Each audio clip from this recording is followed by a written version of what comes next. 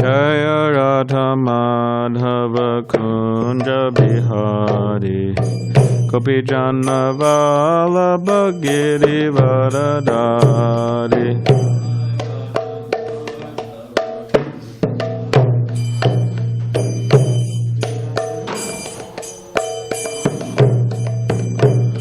Yashodanandana Braja Jana Ranjana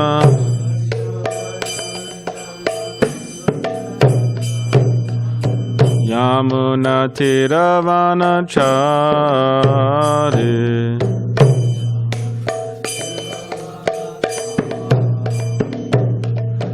Jaya Radha Madhava Kunja Bihari Gopi Jana Vallabha Giri Varadari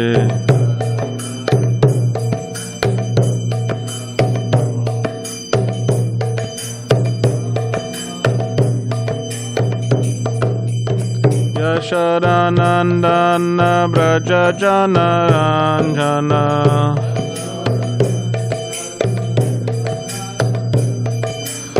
Yamuna Tiravana Chari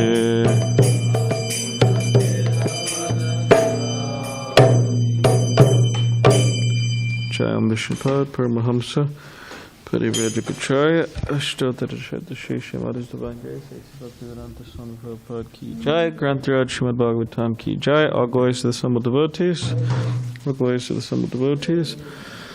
Glories to the assembled devotees. All glories to Shri Guru and Shri Gauranga.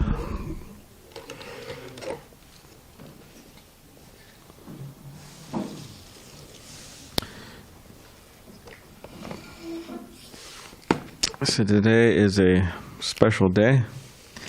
It's Ekadashi. Specifically, it is Rama Ekadashi. Well, in this Caitanya Caritamrta book that I'm looking at right now, it says Rama Ekadashi. But it could be Rama, but that means we'd have to, there has to be a correction here in this Caitanya Caritamrta. So we'll have to, because it seems like it'd be Rama Ekadashi, but anyways, we could look at the BBT calendar too, but this Caitanya Caritamrta was printed in printed in July 2005. Could you just talk a little bit quickly about what Ekadashi is? No way. No, I'm just joking. Well, Ekadashi is a day in which devotees of Krishna, they fast completely, means no water or anything, or sometimes they have water, or they have fruit, or they have anything besides beans and grains. So, and it's a day which it's twice a month, different every month, different times, but twice a month, and it's a day that devotees will increase their chanting of Hare Krishna, their rounds, chanting on the beads, kirtan, other spiritual practices. So, if you want to know more about Ekadashi, you could read Srila Prabhupada's book, Nectar Devotion, and mentions Ekadashi there. So yeah, today's Ekadashi. But specifically, it's Rama Ekadashi, in which Srila Prabhupada, he finished the translation and commentary of the Caitanya Caritamrta on this particular Ekadashi. So we'll just read his concluding words of the Caitanya Caritamrta. So if everybody could repeat after me. Jaya Jaya Shri Caitanya Jaya Nityananda Jaya Advaita Chandra Jaya Gaura Bhakta Vrinda Jaya Jaya Shri Chaitanya Jaya Nityananda. Jaya Advaita Chandra Jaya Gaura Bhakta Vrinda. Jaya Jaya Shri Chaitanya Jaya Nityananda. Jaya Advaita Chandra Jaya Gaura Bhakta Vrinda. Okay, concluding words of the Caitanya Caritamrta. This is at the very end of the Caitanya Caritamrta, for if anybody wants to follow on their devices. Today, Sunday, November 10th, 1974, corresponding to the 10th of Kartik, Chaitanya era 488, the 11th day of the dark fortnight, the Rama Kadashi, we have now finished the English translation of Sri Krishnadas Kaviraj Goswami Sri Chaitanya Charitamrita. In accordance with the authorized order of His Divine Grace, Bhakti Siddhanta Saraswati Thakur Goswami Maharaj, my beloved eternal spiritual master, guide, and friend. Although, according to material division, His Divine Grace, Srila Bhakti Siddhanta Saraswati Thakur Prabhupada passed away from this material world on the last day of December 1936, I still consider His Divine Grace to be always present with me by His Vani, His words. There are two ways of association, by Vani and by Vapu. Vani means words, and Vapu means physical presence. Physical presence is sometimes appreciable and sometimes not, but Vani continues to exist eternally. Therefore, we must take advantage of the Vani, not the physical presence. The Bhagavad Gita, for example, is the Vani of Lord Krishna. Although Krishna was personally present 5,000 years ago and is no longer physically present from the materialistic point of view, the Bhagavad Gita continues. In this connection, we may call to memory the time when I was fortunate enough to meet His Divine Grace Srila Prabhupada sometime in the year 1922. Srila Prabhupada had come to Calcutta from Sridham Mayapur to start the missionary activities of the Gaudiya Math. He was sitting in a house at Ultadanga when, through the inducement of an intimate friend, the late Shriman Narendranath Mullik, I had the opportunity to meet His Divine Grace for the first time. I do not remember the actual date of the meeting, but at the time I was one of the managers of Dr. Bose's laboratory in Calcutta. I was a newly married young man, addicted to Gandhi's movement and dressed in khadi. Fortunately, even at our first meeting, His Divine Grace advised me to preach the cult of Sri Chaitanya Mahaprabhu in English in Western countries. Because at that time I was a complete nationalist, a follower of Mahatma Gandhi's, I submitted to His Divine Grace that unless our country were freed from foreign subjugation, no one would hear the message of Sri Chaitanya Mahaprabhu seriously. Of course, we had some argument on this subject, but at last I was defeated and convinced that Sri Chaitanya Mahaprabhu's message is the only panacea for suffering humanity. I was also convinced that the message of Sri Chaitanya Mahaprabhu was then in the hands of a very expert devotee, and that surely the message of Sri Chaitanya Mahaprabhu would spread all over the world. I could not, however, immediately take up his instructions to preach, but I took his words very seriously and was always thinking of how to execute his order, although I was quite unfit to do so. Om Ganatibadandasya Gananjana Shalakya Chakshulan Maditamina Tasmai Shri Guruvena Mahamakam Kridavachalam Pangam Langayate Ganimyakipatamaham Vande Shri Gurundinitananam Vancha Kapadubishta Kripasanabe Vichapatitanam Pavanebhyo Vaishnavebhyo Namaha Jai Shri Krishna Chaitanya Prabhu Nityananda Shri Advaita Gadadhar Shivasadi Gaur Bhaktivinoda Hare Krishna Krishna Krishna Hare Hare Hare Rama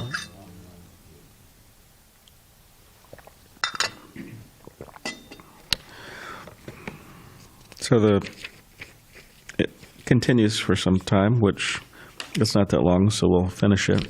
But just say a few words about what we read so far.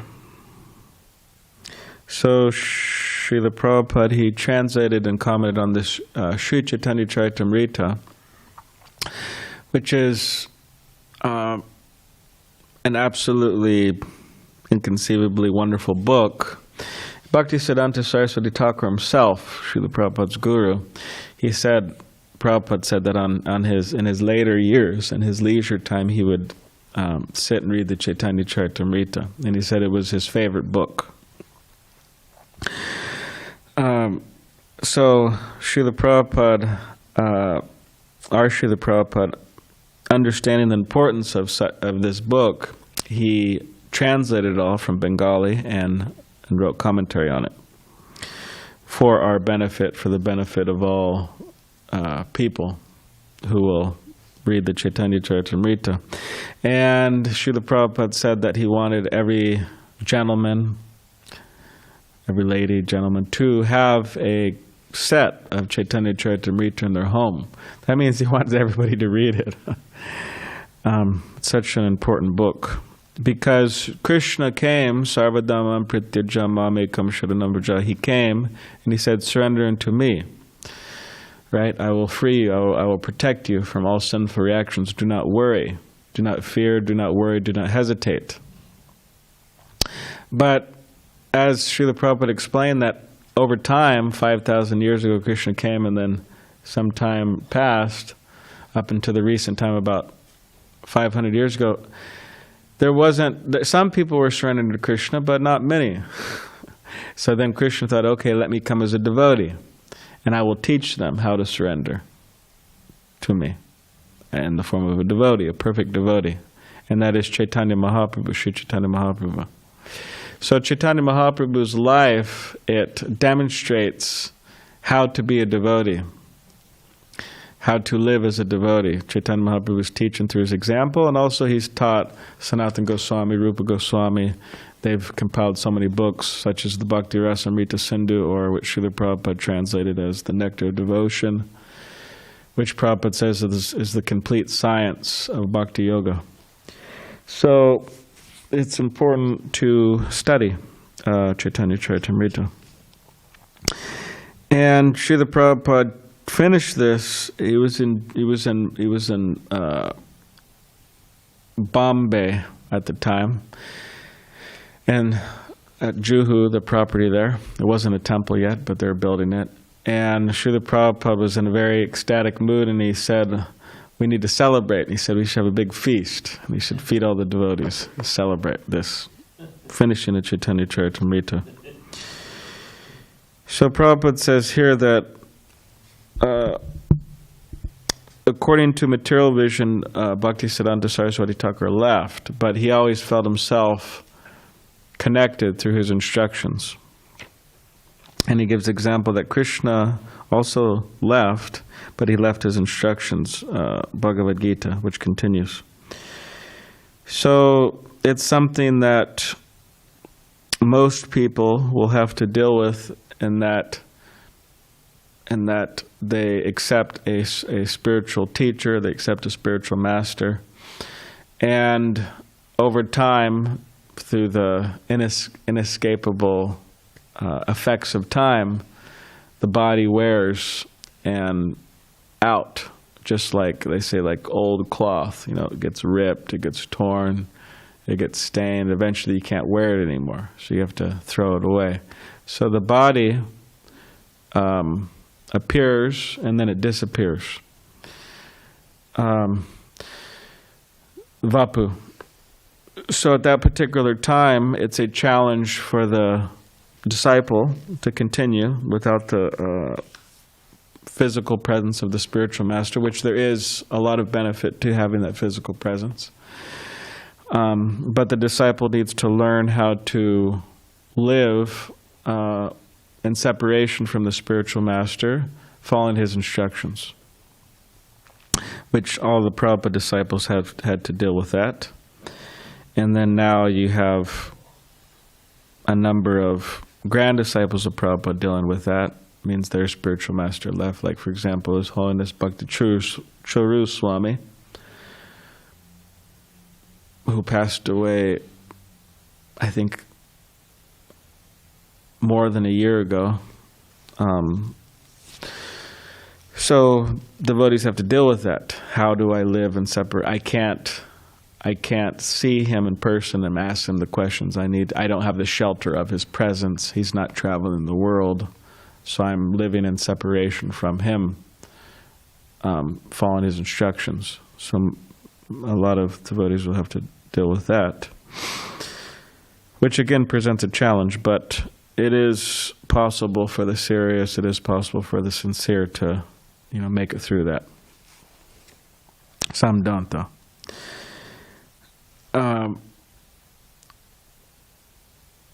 So in the next paragraph, Prabhupada's calling to memory the first time he met Bhaktisiddhanta Saraswati Thakur. And he met Bhaktisiddhanta Saraswati Thakur in Calcutta, which is about 3 or 4 hours from Mayapur, Dham, the place of Mahaprabhu's appearance. So Bhaktisiddhanta Saraswati Thakur, he was there in Mayapur, and he was chanting a lot of Hare Krishna, a lot of rounds, practically all day and night. And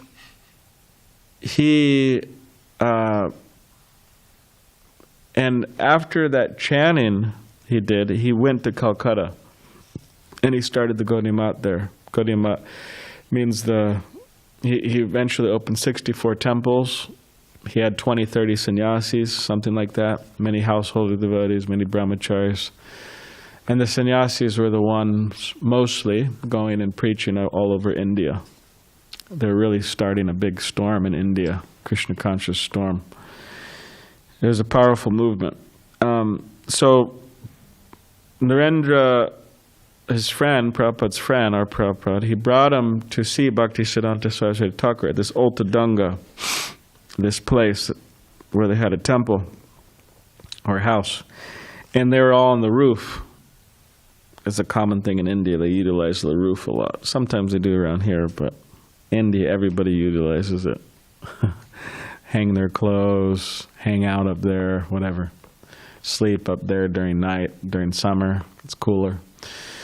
So Prabhupada met him, and he was offering us obeisances, and then he got up, and then Bhaktisiddhanta Saraswati Thakur said to him and Narendra Mullik, "You two are young, educated men. Why don't you spread the teachings of Chaitanya Mahaprabhu all over the world?" So Prabhupada says here that he had an argument. He was a follower of Mahatma Gandhi. He was wearing khadi, which means he was boycotting everything British. So khadi was the cloth that the local Indians were making. He would wear that, nothing British. He actually didn't accept his degree at the university because British were teaching, so he rejected that. So Prabhupada was a follower of Mahatma Gandhi at the time. And then he was saying, who's going to hear your message? Who's going to hear our message when we're under foreign subjugation of the British? We have to become free first. And then Bhaktisiddhanta Saraswati Thakur said, no. This is so important that it cannot wait for anything. So forget about this becoming free. And then he said from there, he accepted him as his guru within his heart. Although years later, they say about, 10, 11 years later, then he accepted initiation from Bhaktisiddhanta Saraswati Thakur. All right, so we'll continue. In this way, I passed my life as a householder until 1950, when I retired from family life as a vanaprastha. With no companion, I lorded here and there until 1958, when I took sannyas.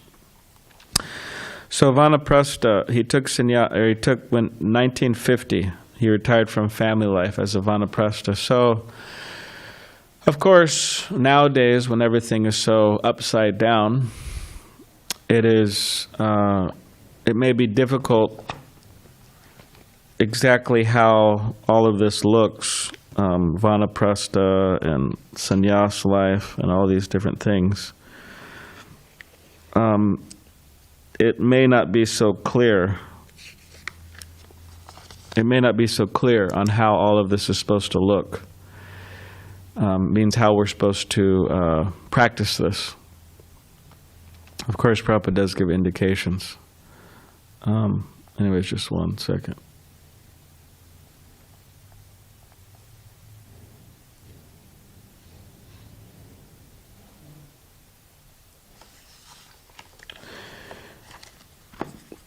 So now, of course, a lot of devotees are thinking about it more these days. Vanaprastha, okay, there's brahmacharya life, which you don't have to give up. It's optional to give it up. You don't have to. And then there's grihastha life, householder life, and then there's vanaprastha life, and then there's sannyas. Now, you could go from you could be a brahmacharya your whole life. That's the best, actually. Or from brahmacharya life to sannyas life, you could go to that, skip the other two. Or a person could go householder vanaprastha sannyas or householder vanaprastha. But practically everyone should be a vanaprastha. And that means retiring from working for money, creating a situation in which a person could focus more on spiritual life, service for the temple, for the preaching movement. So somehow or other, if one could work that out, that's very good, from householder life to vanaprastha. Just like we have our money be here. Excuse, don't mind, but he worked throughout his life, and however he managed to retire, he retired. And now he's here at the temple quite often, every day actually. We see him every day. He comes and he does services here, gardening and deity worship and this and that, doing different services. So it's good. Devotees should do that. Sureshvar also, right? You stopped working, right? Good for you. Of course, I know it's challenging. Maybe some people want to just, hey, easy for you to say, buddy, they got it off easy or something, but I know it could be challenging, like I said, in this upside-down culture of this Western world and all that, but if somehow or other one could do it, that's very good. And then Srila Prabhupada, so that's what Srila Prabhupada did. He stopped. He retired from Dr. Bose's laboratory. He stopped working and dedicated more of his life to the direct activities of course, Prabhupada was always loving Krishna and Krishna consciousness, but that's the example he gave, and that's the example all great devotees give. And then eventually Srila Prabhupada accepted sannyas. So Srila Prabhupada was a householder and eventually accepted sannyas. Where you have Bhaktisiddhanta Saraswati Thakur, he was a brahmachari, then he accepted sannyas. And you have many devotees who are just who remain as brahmacharis, or many devotees who remain as vanaprasthas. So that has to be decided. But there is plenty of room for devotees from the brahmacharya ashram to the sannyasa ashram. There's plenty of room for that. And there's plenty of room for those householders to the vanaprastha ashram, to the sannyasa ashram. There's plenty of room for that also. That, in other words, the sannyas ashram that Srila Prabhupada established, that's been established in ISKCON, should not be forgotten. You could say, hey, it's not being forgotten. There's so many sannyasis. They're all coming out of India and Russia. So maybe I'll be more specific. It should not be forgotten in the Western world, and America specifically, which some historians at this point might consider it to be a dying idea. Like the last sannyasis in the last 20 years or so in America were His Holiness Bhajanarayan Swami. Good, great example. Householder Vanaprastha Sannyasi. Amala Bhakta Swami. And Ekalavya, which became Krishna Caitanya Swami, but he doesn't spend much time in America, so. But that's the last 20 years. So historians might be looking at, hey, is the sannyasa ashram dying in America or what? Whereas in India, they produced, 40, 50. Between Russia and India, they produced maybe 60 sannyasis in the last 20 years, at least. When did Ekalavya take sannyas? I don't know, maybe 5 years ago, maybe 3 years ago. I think 3 years ago, actually. So, now, of course, the whole sannyasa ashram is a very colorful ashram. I mean, it's a colorful history, we could say, within ISKCON. But it's been getting better, and we're not going to go off in that direction right now. But just because many people have failed in it doesn't mean it has to be a failure for everyone or anyone specific. There are success stories also. And through, through seeing others, make mistakes, this and that, we have a whole sannyas ministry, and they're really checking people like heavily in so many different ways, training them before they accept sannyas nowadays, at least 5 years, if not longer, and this and that. It's a whole process. So, but Srila Prabhupada, he wanted that, and his guru, inspired him in his dreams to take sannyas, and he did it. And he encouraged his disciples, and he wanted his grand disciples and so on to do it as well. So then I was completely ready to discharge the order of my spiritual master. Previously, in 1936, just before His Divine Grace, you also have the good example of Ashram Maharaj. He was here recently. Good example. Previously, in 1936, just before His Divine Grace passed away at Jagannath Puri, I wrote him a letter asking what I could do to serve him. In reply, he wrote me a letter dated 13th December 1936, ordering me in the same way to preach in English the call to Sri Chaitanya Mahaprabhu as I heard it from him. So, the cult word, this Prabhupada uses the cult word a few times in the Caitanya Caritamrta. But you look up cult in the dictionary, it just means a group of people who all believe and follow a particular philosophy or way of life. That's what cult means. Now, of course, nowadays the whole cult word, especially back in the 70s, 80s, right, it has developed quite a nasty connotation. All the cult. That's like for crazy people, right, who do weird things. Anyway, so. But Prabhupada's just using it as the actual English word means. The group of Chaitanya Mahaprabhu's followers. After he passed away, I started the fortnightly magazine Back to Godhead sometime in 1944 and tried to spread the call to Sri Chaitanya Mahaprabhu through this magazine. After I took sannyas, a well-wishing friend suggested that I write books instead of magazines. Magazines, he said, might be thrown away, but books remain perpetually. Then I attempted to write Srimad Bhagavatam. Before that, when I was a householder, I had written on Srimad Bhagavad Gita and had completed about 1,100 pages. But somehow or other, the manuscript was stolen. In any case, when I had published Srimad Bhagavatam first canto in 3 volumes in India, I thought of going to the USA. By the mercy of His Divine Grace, I was able to come to New York on September 17th, 1965.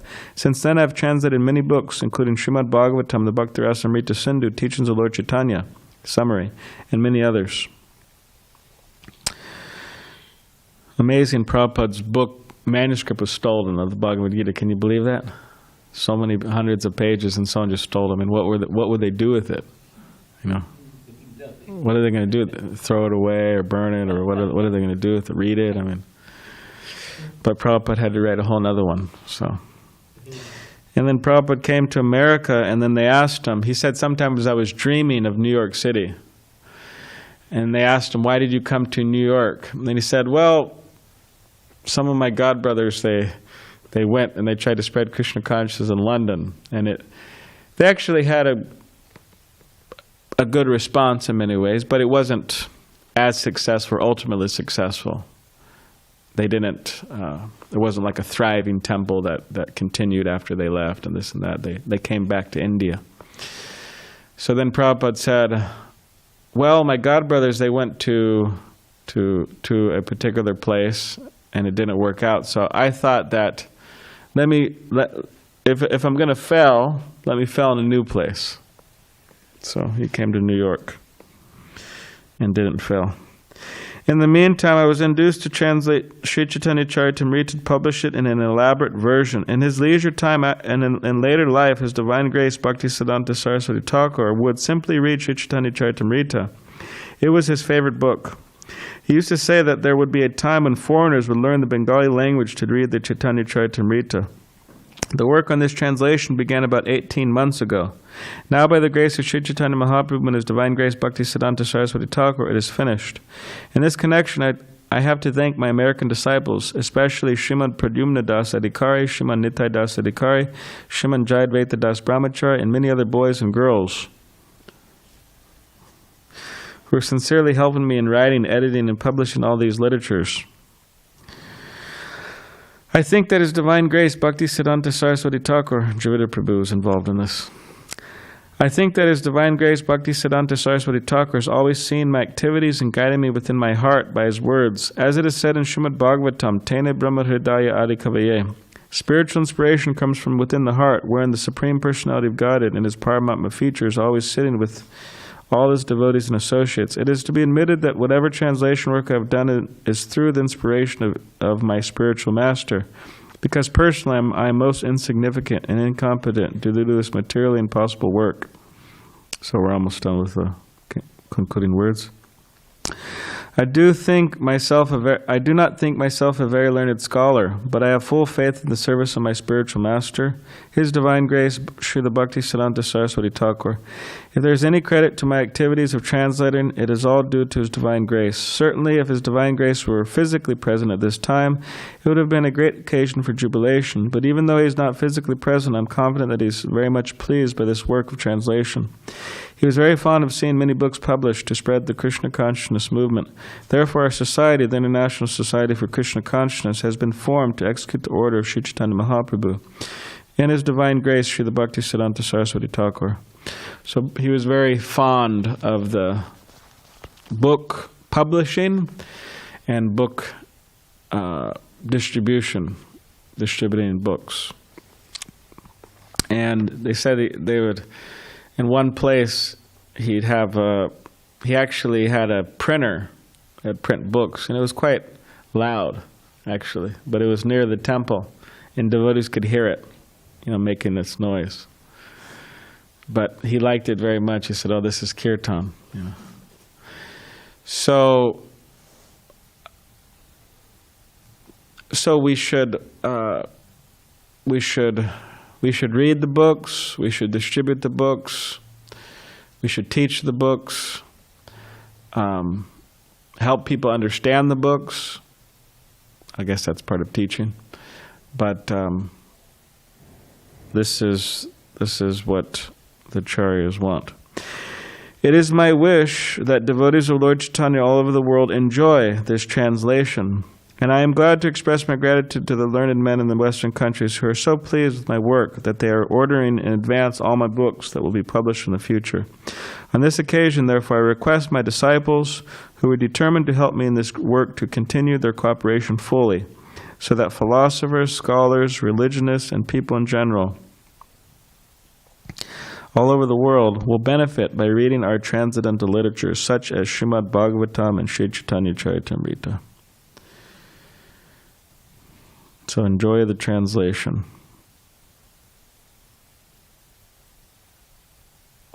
And he requests everyone to continue cooperating fully so that people can be benefited by reading Srimad Bhagavatam and Sri Chaitanya Caritamrta. Thus end the Bhaktivedanta purports to Sri Chaitanya Caritamrta, dated November 10th, 1974, at the Bhaktivedanta Book Chest, Hare Krishna Land, Juhu, Bombay. Does anybody have any question or comments? I know somebody who wants to go straight to sannyas. He doesn't want to do brahmacharya. Oh, really? Is that possible? Are they like a vanaprastha now? Divorced. Yeah. Child. How old's the child? As soon as the child gets old enough, he's done with that. He's going to go into, he wants to be sannyas. Okay. That's okay? Well, yeah, so Money B here is asking the question that he knows somebody who was married but is now divorced, and they have a child together, and the man is thinking that as soon as the child is old enough, then he'll just go to the sannyasa ashram. Well, I mean, of course, it depends. Each case is different. But if this person's desire is pure, means based on him wanting to help others, to spread Krishna consciousness, to please Srila Prabhupada and his guru, then with the blessings of a number of senior devotees and going through the whole process, the sannyas ministry is set up, getting a lot of references and training and preaching and classes and this and that. Then if he goes through all that, then he could do it. But there's nothing wrong with the idea, per se, of him going to the sannyas ashram after dealing with his marriage and going up in smoke for whatever reason. But of course, sannyas is a tricky subject because people, it's challenging in the sense that it's a very high responsibility position. It's a leadership position, and you have to be surrendered to Krishna. You have to be surrendered to your spiritual master. You have to be detached from the material world. You have to be in control of your senses. Vacho vegam manaso kroda vegam jiva vegam adota pasta vegam. You have to be in control of all your senses and your mind, and it's quite a responsibility. And once taken sannyas, no going back. No going back to whatever any old type of ways. It's just you're done. You're finished, and then you're just moving on. Preach, preach, preach. Prabhupada said. He would give the danda to the devotees, and he'd say, "Now preach, preach, preach. This is your teach, teach, teach. Spread Krishna consciousness." That's the idea of a sannyasi. So if there's some mixed desires there, that's where the problem comes. Because mixed desires means, okay, well, I want it for some recognition or some, comfortable living or, right, because, or whatever it may be, something like that. Some wealth, some comfortable living, some, sense gratification in different forms.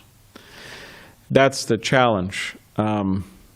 Therefore, Prabhupada says that one should not take sannyas unless they manage to get rid of these things, control and then get rid of these things, these different desires. And like Rajendranandana Prabhu, I remember I was somehow the topic came up of sannyas, and then he was saying that, first, he said that he asked, I won't say who it is, but he asked one of his, it wasn't anyone we know, just for clarity, it wasn't anyone we know, but I know of him, but none of you here know him. But he asked his godbrother, why do you want to take sannyas? And then the godbrother saying, well, it just seems like the right thing to do, and I'm a certain age, and people encourage me this, and it was kind of like a bit of wasn't a super kind of strong, clear, direct answer. And the Rajendranandana Prabhu how he became a little strong with him, chided him, and he said, no, this isn't the right answer. He said, it should be to preach. This is why you're taking sannyas, to spread Krishna consciousness. That's why. Not for so many. That's the main business.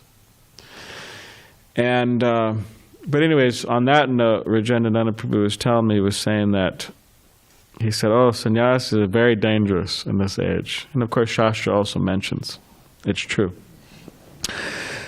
Difficult to be a sannyasi in this, difficult to be a devotee in this age. Right? One second.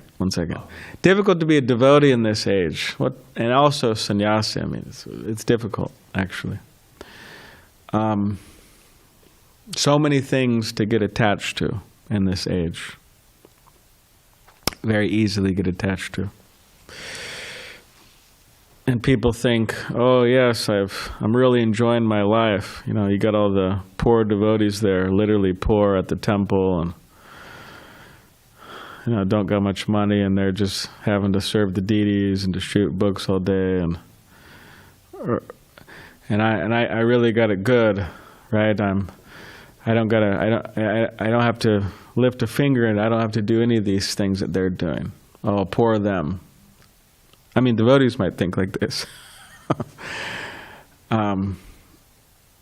But then it's a question, okay, even brahmacharis might develop this mentality, become a little older in the ashram, and then kind of develop some weird stuff, and then, poor younger brahmacharis, they have to do this, they have to do that, they have to do so many things.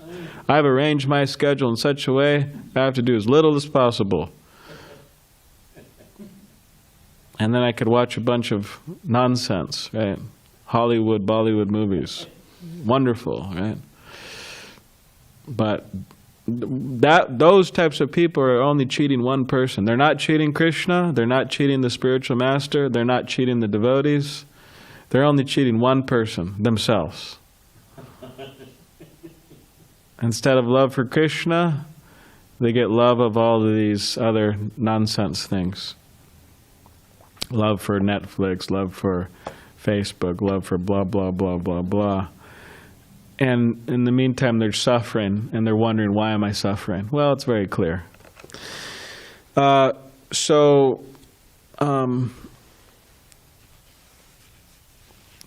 people... So anyways, back to that point of this, he mentioned, Rajendranath Prabhu said, that he said sannyas is very dangerous, because I was mentioning how dangerous this age is. Devotees get sucked into all types of weird stuff ad infinitum all over the world. So it's very dangerous. Now, some people think it's just normal life, but for a devotee, they know it's not normal, because while they're absorbed in all this weird stuff, mundane stuff, they're just forgetting Krishna, and they're not reaching the goal of Krishna Prem. It's just escaping them. They're getting cheated, bamboozled by the material energy. And meantime, devotees are trying to help them by speaking the English language. But if such devotees cannot understand the English language, then Krishna is only left for one thing, and that is danda. You know what danda means? Danda means stick. Krishna is going to, out of love, but it's a tough love, right? Like the videos in India, get back in your house, right?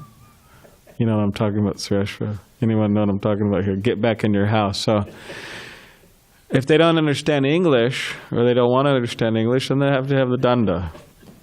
So anyways, but Rajendranath Prabhu said it's dangerous. So therefore, anyone who even thinking about taking sannyas, one is they should be liberated, which is not so easy to be liberated, right? You're free from the bodily concept of life, right? Realizing you're the soul, everyone else is soul. We talk about it, but it's, or they should be on fire to preach Krishna consciousness, really enthusiastic to spread Krishna consciousness, or else there's problems. You're not liberated. You're liberated, no problem. Or you're on fire to preach, no problem. Without being liberated, without being fire to preach, big problems. All right, I think, Saul, did you have something? Okay, you want to pass him the mic?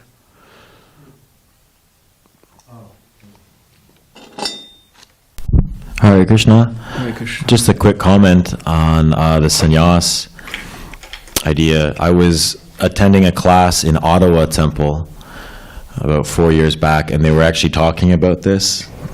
And they used a word, I forget the Sanskrit word, but anyone who takes sannyas and then falls into the material world again, the translation for the Sanskrit word in English means one who eats food and pukes on themselves in front of others.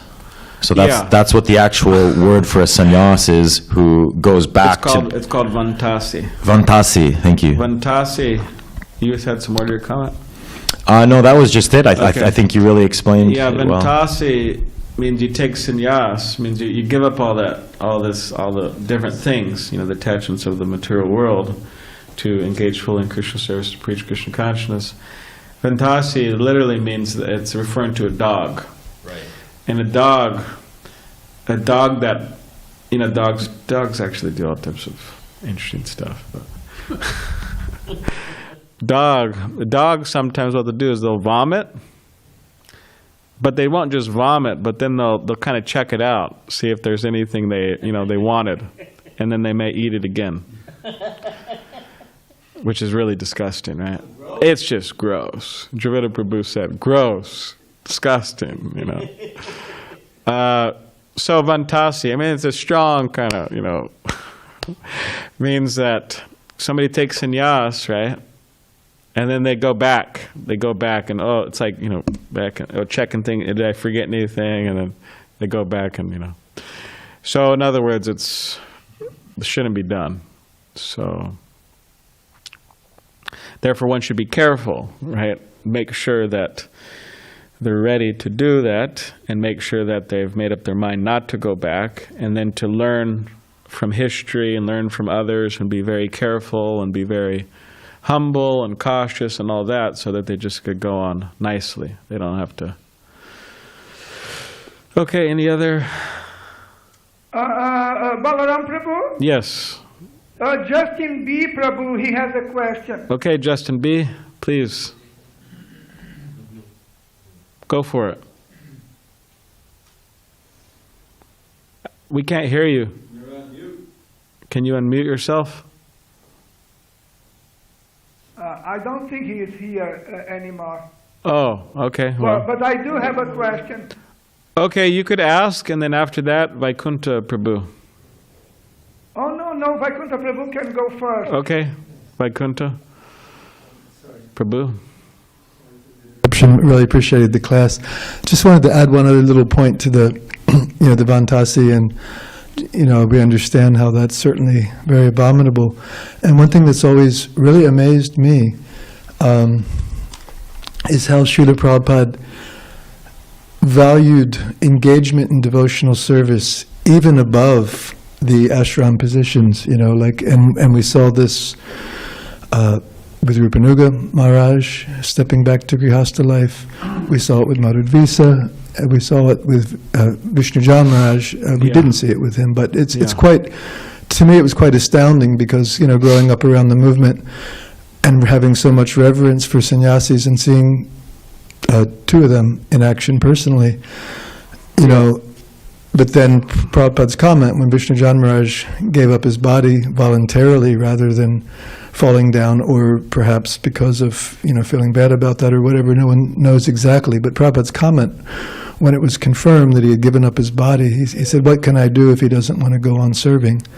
And it's quite amazing. But he's highlighting, and Rupanuga Maharaj, Prabhupada said, he said, "I can't continue." He said, "Okay, go back to your wife and son, continue." And he continued to this day. He was on the GBC for another 30 years or so, continued rendering extremely valuable service, And Madhudvisa, that famous, with the Gajendra purports, and unfortunately Prabhupada's servant had kind of let the information out of the bag prematurely. Prabhupada was very, very disturbed, because he said, "Now you've made it impossible for him to stay." Because Prabhupada wrote to him and said, "Don't leave. Stay as Grihastha, but don't leave." So I always found those instances, very amazing, because how Prabhupada was highlighting that the devotional service, it's kind of like, even if one commits an abominable act, if they go on in devotional service, they're to be considered saintly. So even falling from such a position, if one goes on serving, that would seem to be Prabhupada's formula. Anyway, I just wanted to It's a great point.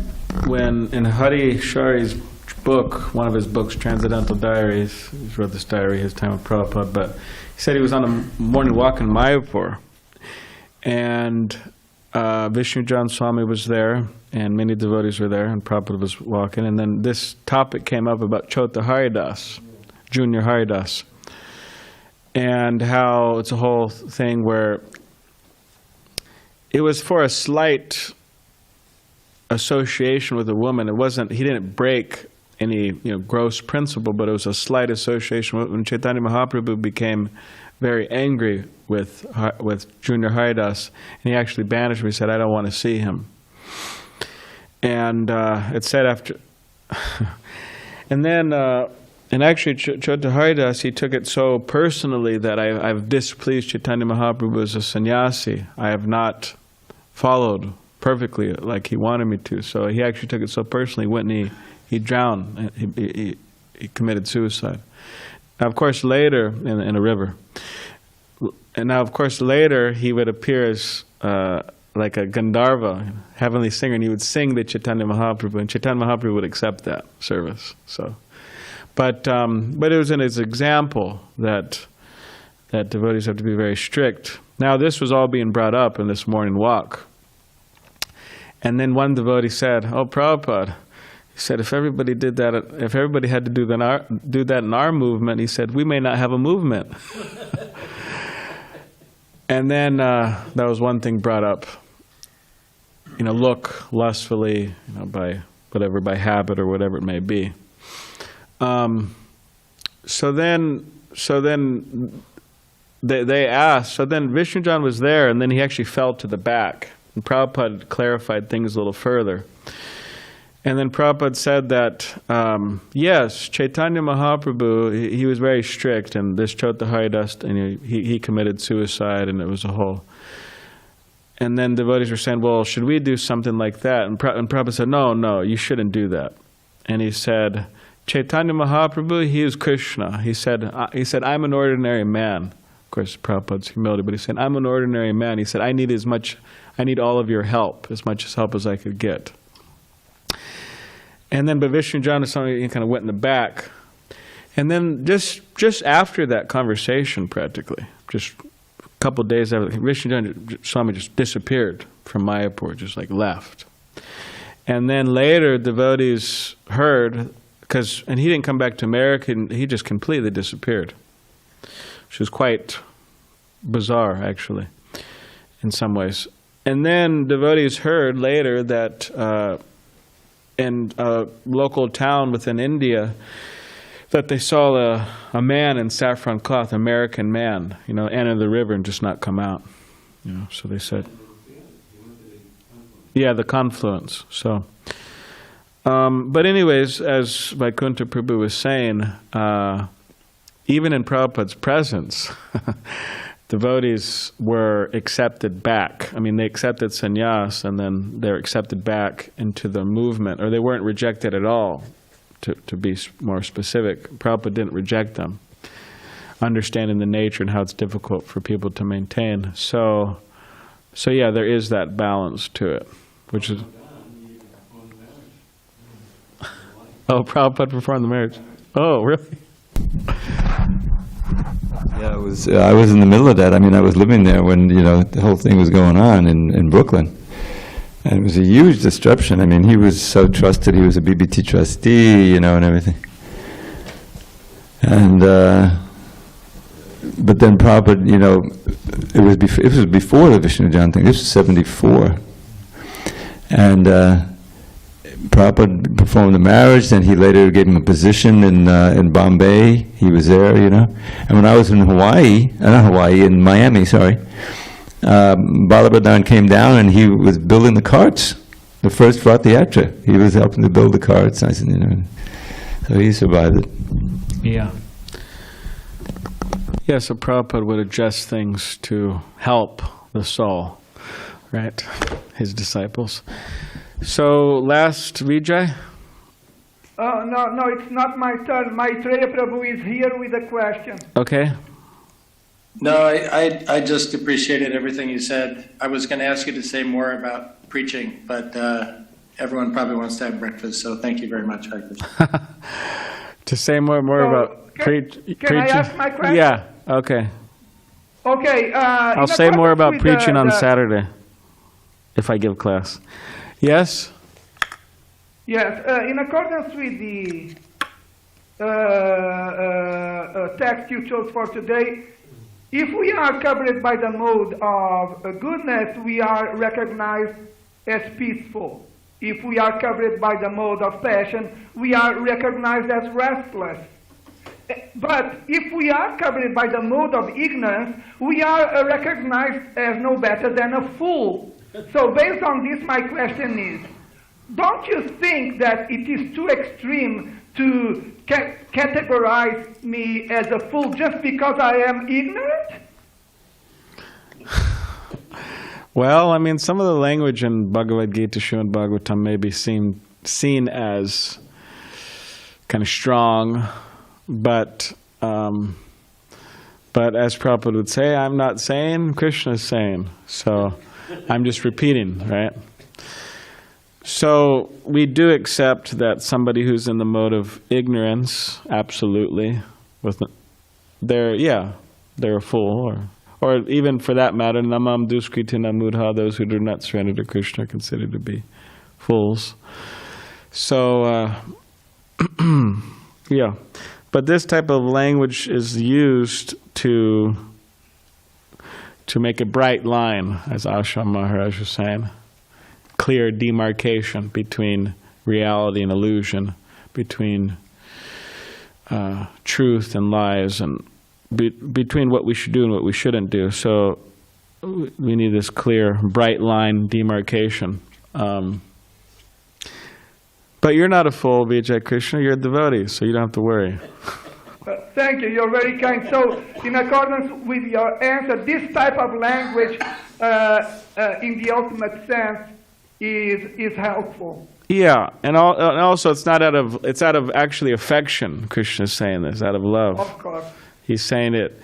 Hey, like wake up. It's kind of like sharp language. Hey, wake up. Get with the program, right? So. Of Okay. course, Prabhu. Thank you very much.